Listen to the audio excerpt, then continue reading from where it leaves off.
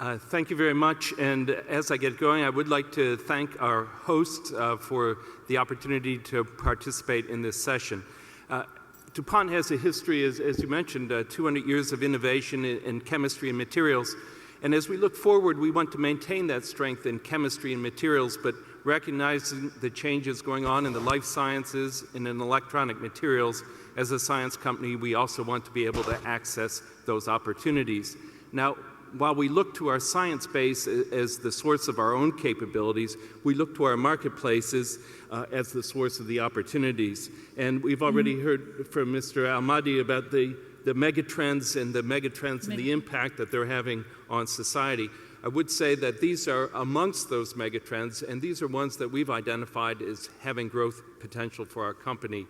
Certainly, with the growing population from 7 billion today to 9 billion by 2050, the increased need for food production is key. Decreasing our dependence on fossil fuel is also important, and yesterday we heard of the Kingdom's effort in the King Abdullah City for nuclear and renewable energy, the efforts within Saudi Arabia to address the need to decrease our dependence on fossil fuel. That same trend needs to occur around the world. And in this world, protecting both lives and the environment is a key driver and a more important driver going forward. And finally, we need to recognize that the growth in population and in the economies will largely occur in the developing world. So those are clear themes, but too broad of subjects to work on directly. We need to reduce those to things that are actionable by our industry. And I've selected 3 examples where we are active today. The first is in materials for photovoltaics. And on this chart, the small photographs show materials that were developed for other applications that are now being applied in the area of photovoltaics. For example, thick film metallic paste that were used in plasma TV displays are now the front side silver conductors on PV polycrystalline cells. Materials, films, and resins developed for packaging applications now are the encapsulant layer and the back sheets on modules for PV applications.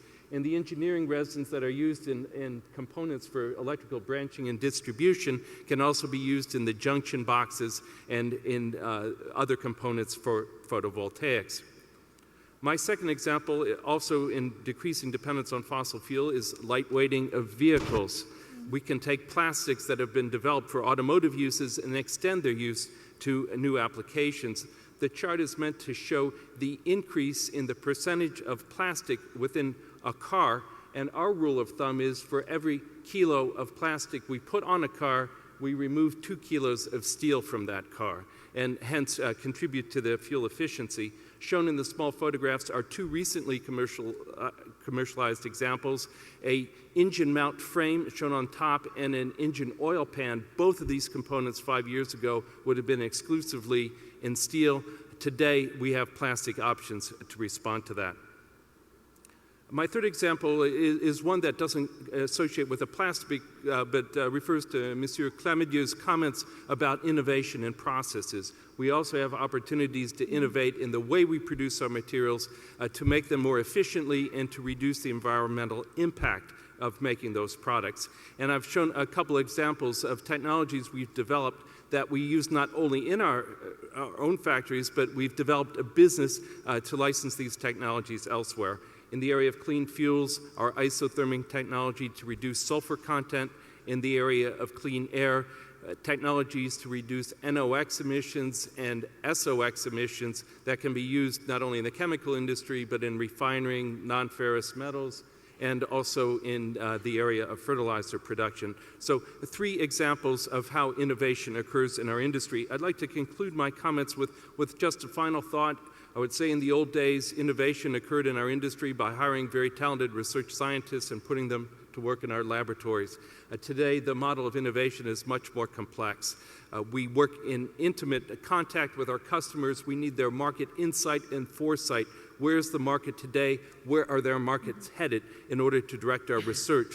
And our own innovation work is done not only in our own laboratories, but in conjunction with large and small companies, with national laboratories of governments, and also with universities, because in today's innovation models, no one has all the resources to get these jobs done efficiently and quickly. We need to work together with the resources and capabilities of all those stakeholders in order to deliver innovation in our industry. So, thank you very much. my thoughts.